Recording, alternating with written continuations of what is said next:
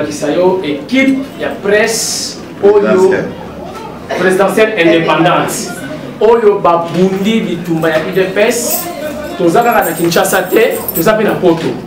Donc la presse est diaspora, ou bien on va de l'étranger. Na Oyo. On a pensé comment structure, on a PPI en sigle, c'est-à-dire la presse présidentielle indépendante. Nous avons dit que Abraham, nous avons dit que l'organe. Monsieur le secrétaire général, et au mois de mai, ça faisait exactement 3 mois depuis que vous avez pris la tête du secrétariat général de l'IDPS, le parti au pouvoir. On a voulu à notre manière vous honorer, vous les CG. Merci pour cette réception. Et la PPI, c'est une grande structure parce qu'on a été avec les partis, on est avec les partis et on veut toujours continuer avec les partis dans ce même sens. Donc nous sommes là, c'est pour vous présenter l'équipe parce qu'on ne peut pas toujours parler de la presse de l'IDPS de manière un peu vague. On a créé une structure qui s'appelle PP, comme venait de le dire à M. Papi Kamwasi. C'est une structure qui veut en quelque sorte une certaine reconnaissance, une certaine, que ce soit au niveau du parti, au niveau de la présidence. Nous, on ne veut pas juste aller faire caca comme on dit à Lingala, à la présidence, non. Nous, on veut travailler à notre manière. On veut travailler de manière indépendante. Quand il y a des descentes, que ce soit dans les provinces, que ce soit ici dans la capitale, plutôt, de Kinshasa, on veut que cela se fasse quand même de manière qu'on est reconnu en fait. C'est ça notre objectif. Et pour la suite, on sait qu'on va se battre. Il y a des journaux ici, il y a ceux qui sont dans les médias en ligne, sur YouTube, dans la presse écrite. Donc c'est un combat médiatique qui se fera dans tous les niveaux en fait. Donc merci beaucoup. Les mémos? Pour les mémos, je crois qu'il y aura quand même la suite de tout qu'on a dit. Ça viendra même dans 2 ou 3 jours qui suivent le CPCG. Voilà, premièrement, pour Bandaran. Ça,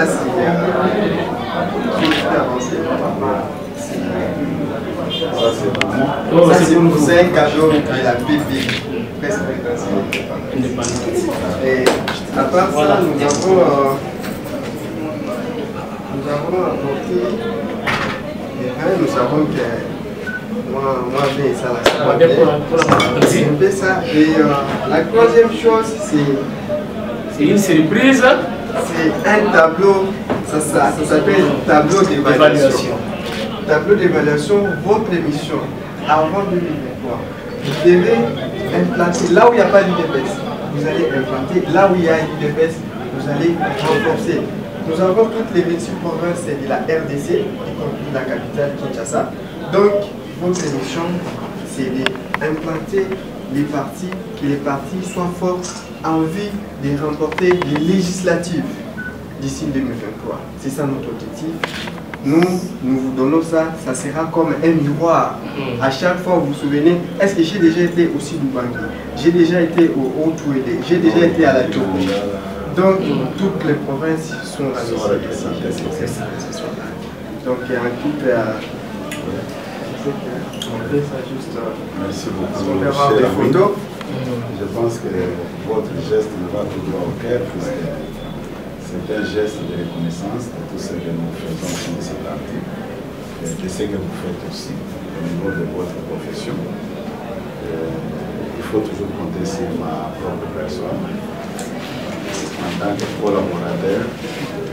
Je comprends tout ce que vous avez déploré, mais pour montrer à l'opinion que vous n'étiez pas seulement là comme des opportunistes, quand de même que vous n'étiez pas retenu d'une manière officielle au niveau de la presse présidentielle, mais vous êtes organisé de votre manière pour continuer à soutenir et à accompagner le chef de l'État.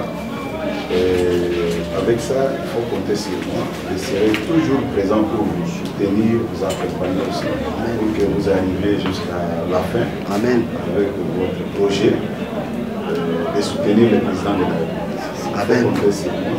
Dans les jours à venir, je vais m'organiser, puis j'ai déjà posé le problème auprès du chef de l'État, qui va dans le sens d'accompagner, de soutenir aussi certaines presses qui étaient avec nous avant qu'on arrive au pouvoir, qui ne se retrouvent pas dans ce que nous avons obtenu. Il faut compter sur l'IDPS et ses dirigeants que nous allons nous battre pour que toute la presse, ou bien tous les journalistes qui étaient avec nous, puissent aussi tirer profit ou dividende de ces pouvoirs. Encore une fois, merci beaucoup. Il faut que vous décourager. Nous allons faire tout notre mieux pour que tous les problèmes que vous posez puissent être résolus et sur l'accompagnement du chef de l'État dans tout ce qu'il réalise comme progrès et ou bien comme action sur le terrain. Encore une fois, merci beaucoup, cher ami. Merci beaucoup. Merci beaucoup. Il y aura une photo des familles. Bon, comme ça, je dois recevoir votre Tindira. Presse présidentielle. Ah, ça, merci beaucoup. On va en parler. Élément. Ça. On peut intervention maintenant. Fais-moi un peu, madame. Bilo, Botelemi, Tomoni PPI, presse présidentielle indépendante, et puis secrétaire général, il y a eu de PES à Sili Koyambabil. Pourquoi vous expliquer la population au Bakolanda et Zani? Bon, et ça, il faut retenir, c'est-à-dire, il y aura une initiative.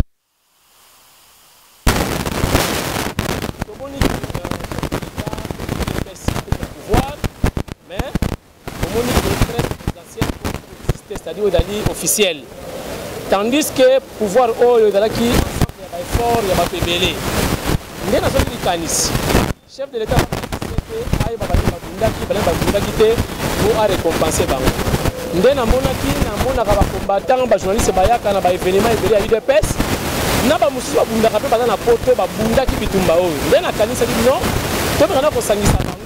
Comme ça, chef de l'État a babiso, président parti a babiso, même si on a rémunéré quelque chose, il faut dans la INI, dans la association, pour bailler babino maintenant, mutumo comme dans la passe. Na bani ba contact, ndena moni ke batu ba continue initiative, ba continue idéologie, na zupe na batu poto, toza une vingtaine ya presse, ndeto yeko luka secrétaire général ya parti Augustin Kabuya, to la kisaye makanisi na biso, aye babiso officiellement que presse moko présidentielle indépendante oyo existaka, c'est-à-dire oyo bazana chef d'État ta basalite biso toza ko sala na ndenge na biso pona ko préparer 2023 ya chef de l'État. To sepeli Augustin Kabuya, secrétaire général à l'UDPS, ayambi biso kitoko makasi, memo na biso par écrit, ils ont compté d'ici là, oyo on peut savoir chef de l'État, comme ça soit voyamba biso même pas, mais aye ba pe ke ko rémunérer biso pe ko pesa biso moi eloko, no matériel adéquat pour que vraiment les bosso tout ça li pour 2023 ezala soit balambala mo. Pardon, et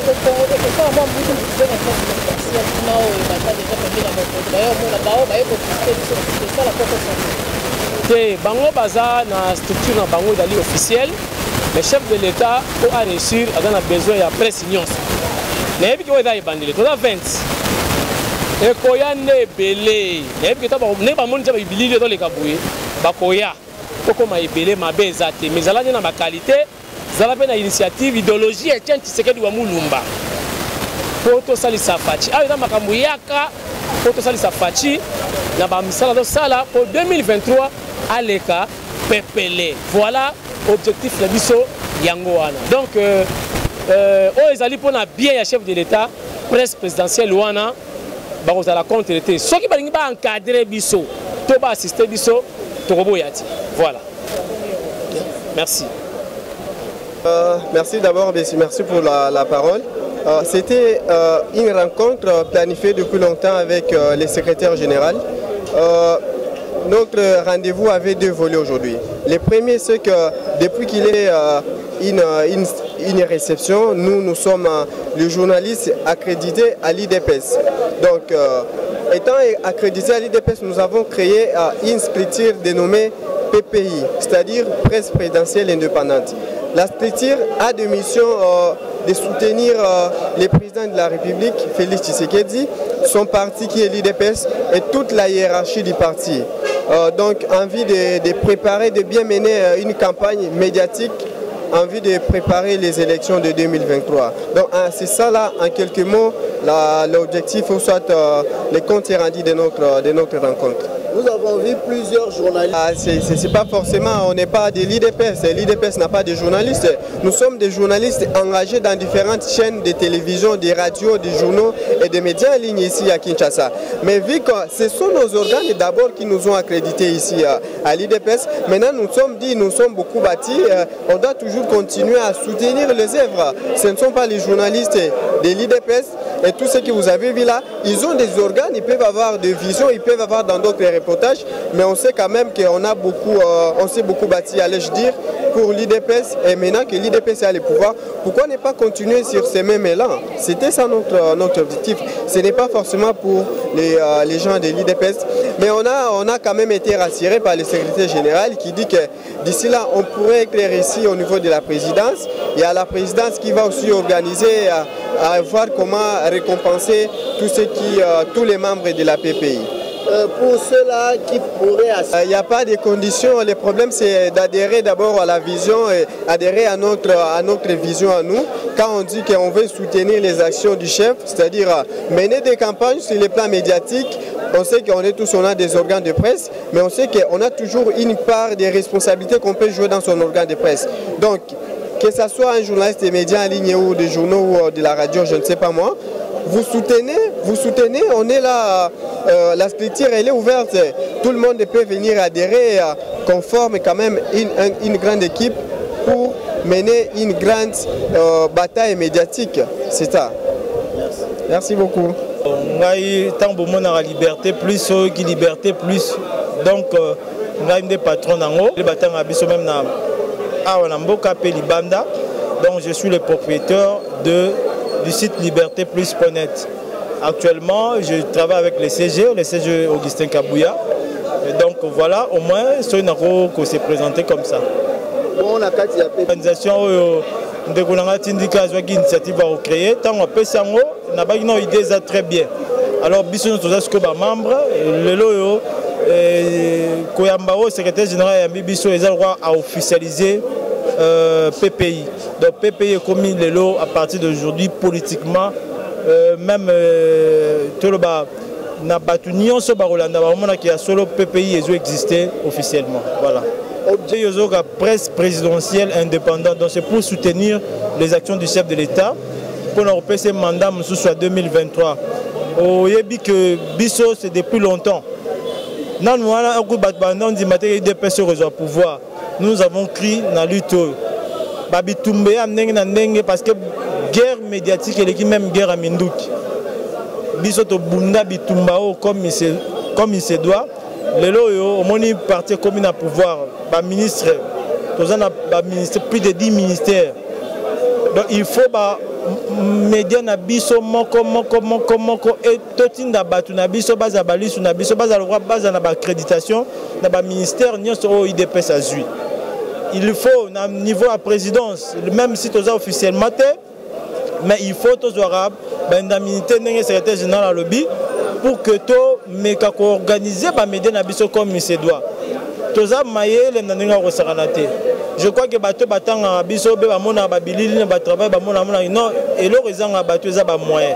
De lo so ba pesi ngai personnellement liberté biso ba pesi ba moyen na rejoa nani siège ya makasi na engagé na pesi bateau belé misala. Organe monnaie le roi liberté biso est-ce que faut na travailler nga mo bena 2-3 personnes non et ça structure na créé lobby na rosa chargé de presse officiellement ya monsieur Augustin Kabouya ou bien na ministère Songolo.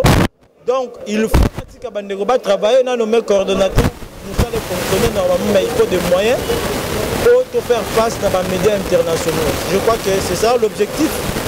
Il y a visite na biso par CG Kabouya, il fallait que Talabiso s'organiser boyer après avoir accompagné les partis dans l'opposition. Talabiso de s'organiser. Nous avons besoin d'appui dans le chef de l'État, d'appui à partir pour que tous les moyens de vivre, faire vivre les médias Nabiso. Voilà au moins ce que nous sommes venus faire aujourd'hui chez le secrétaire général de l'UDPS. Non, c'est trop dur parce que nous avons mettre quoi. De là, jamais critiquer le roi Bisso la presse, nous avons critiquer Bisso, besoin soutenir le pouvoir. Est-ce que pendant l'opposition, tu soutenais l'UDPS? Est-ce que l'UDPS est contre le pouvoir? Donc ça a mis que vous soutenez l'opposition? Non, ça ne se fait pas. Mais on a empêché l'indépendance. Parce que si on a même la ligne éditoriale, vraiment, nous donnons la parole à tout le monde.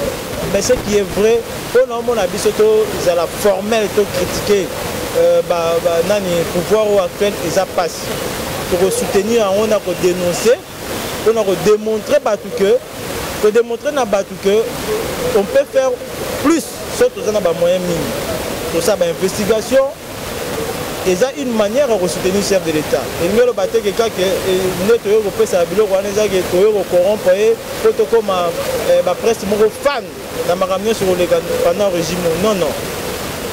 Et puis, pour en ce qui concerne le ministère, nous avons sûr que ceux qui dépassent 17 ministères, par exemple, on a des exemples un peu ici. Il faut par exemple Liberté puisse avoir 17 journalistes. Soit dans la journée, c'est mon corps, à couvrir 2 ministères. À la fin du mois, ministère, on nous donne. C'est comme ça. Et ça, l'accréditation, le forum Rosala, la télé Rosala, pour que les journalistes, au nom, il y a organe. Tindica TV, à quel organe tout ça. Si on attend, ceux qui n'en attendent, donc, ils ont corruption, ils allaient reconnaître Baninga Oyo, et Basal Nabino Moussa, Koto Boyi, Lobby comme RTNC Kaka, Télé 50, Ocean Boy. Non, non, excusez-moi, on a le temps parce que tout le monde a remis une la police, mais les ceux qui ont tant que tu as solo comme RTNC, il dépêche au monde à Bouna, Babitumba, Monasap, sur le plan médiatique, sans RTNC. Voilà, RTNC a diffusé le régime en place, ils ont combattre l'UDPS. Nous avons beaucoup lutté, donc nous avons mérité, donc nous avons fait ça veut dire que Boya va apprendre à pouvoir et puis on va poste. Bon, la presse en organisant, il faut tous en avoir moyens conséquents, je vous dis. Il faut s'imposer que dans les moyens. Tindica TV, je crois que ces gens le Abisso que il peut écouter ça sur l'un Mokonzamboka. Moko aïbsa qui non, biso peut toujours la presse na biso o ba bundela biso, mais ba se retrouver na kati ya ba structure officielle. Donc c'est dans ce cadre-là nous sommes venus et ça droit na biso lobe mon appel liberté puis ça na ba jeep nae azo vivre mieux pour Moussa na biso singa pe ba moyen. Le lot faut faire face na ba médias internationaux. Oh bazo ba réalité na ba bazo ba travailler pour na ba intérêt songolo. Mais biso tolingi tous en ba moyen pour tous s'organiser, c'est ça justement la corruption té. On a bras ouverts. Ba onyo so baya. Parce que ça na bande ko belé pe mususu ba bundela de pes mais bazo se retrouver té mais ba éviter structure nini oyo ba okende kolela. Structure en oye PPI même ba bundela té papa. Est-ce que vous le loyo président de la République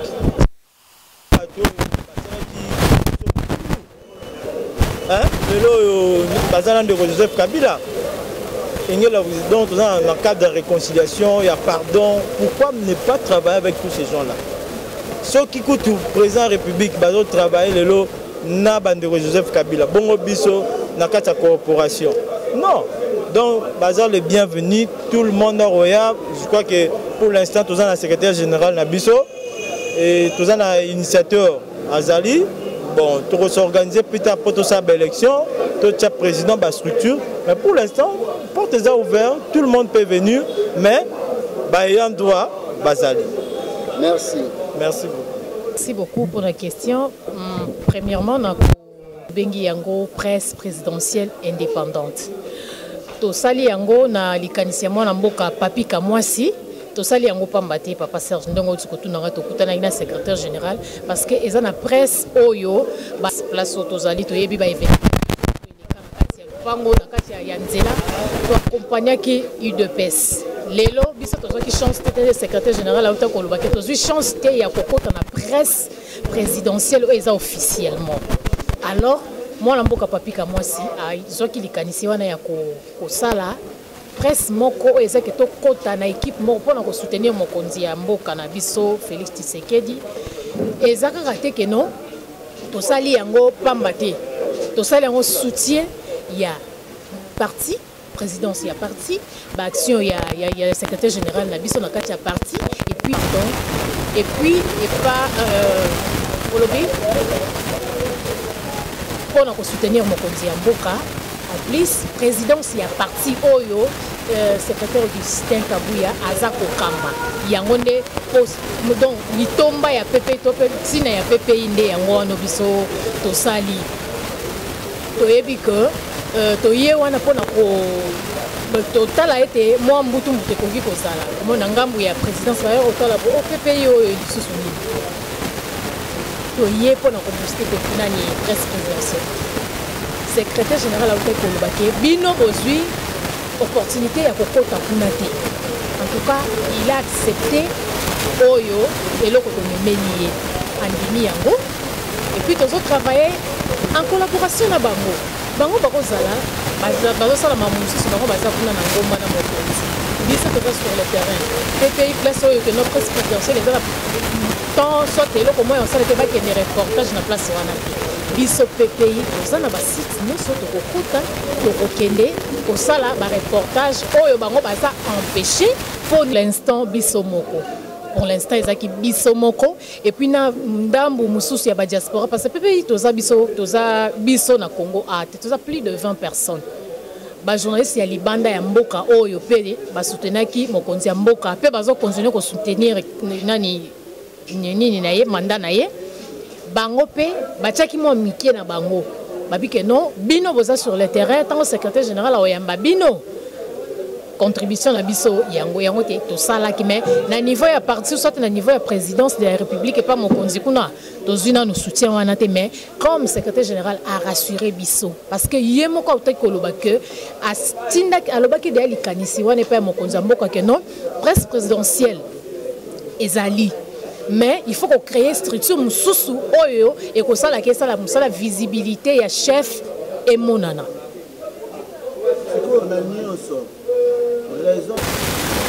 ekozanga te parce que bandeko baza la présidence bafutaka bango biso mpe tozosala mosala na biso tozosala mpe donc kande bazopesa te baoyo baene na biso baza na présidence mokande mpe bakokamba mpe na PPI tokosenga mpe mokonzi ya mboka lelo nani PPI peut-être mokonzi ya mboka aza na nani déplacement moko boye azokende na terre de province azokende yebike tango apesi presse présidentielle que bazo comment la liste pe ya PPI côté oyo basenkelo bakotisa pe moi quelques membres na biso pe pour accompagner mokonzi po tosango yango ka mpona mokonzi oke osala potopoto nga na kobenga ye ndenge po ye azomaîtrise oyo nga na osala te lobaki aza journaliste comme nga aza caméraman oyo asala makambo na ye ntango nakomona ke no place ezali akoye na ye soki ayebi mosala na obenga te ka po andeko na ngai ya kokota asala potopoto po tolingi nde mapapa te nde toloba tolingi mapapa te tolingi mosala oyo ekende tocontinue yango tosala pourquoi peut-être topréparer déjà 2023 ya mokonzi na biso ti nde mambo esalama yango tozosala. Je ne pense pas. Je ne pense pas sans organe baza na kati ya PPI te mutu na mutu aza na chaîne na ndimite que non sans organe baza infiltré na PPI parce que eza structure au monde to sala ki wana vraiment to identifier déjà ba oyo que to azaka na organe na ye a diffuser lelo que non élément ya mokonzi to sali to zola to landela misala o to sala et puis que élément il est qui na telle chaîne élément il est qui na telle chaîne to bana sala monitoring malamu en tout cas o babengi tembe ndenge babengaka terme na biso to bengelaka baza na kati ya PPI. Est-ce que vous pouvez inviter la région de pas de problème, ils ont un problème. Condition eza nangote, so na kokoloba. Condition na rectifier mukie. Tozo sala ngo pour mokonzi ya mboka. Soko yebiki o sala ka pona Félix te. Ozo sala pona mokonzi na biso te. PPI ba oyamba oti. Parce que musala to sa eza ya mokonzi ya mboka misala ya mokonzi prochainement to bando sala ba émission mo mona tina ba chaîne ya télévision na biso awa qui to lancer émission na to lancer na ba chaîne ba mona que ça uniquement pour notre chef de l'état et puis pour la partie UDPS eza ya partie mususu te to sala pour la UDPS et puis mokonzi na biso. Merci beaucoup.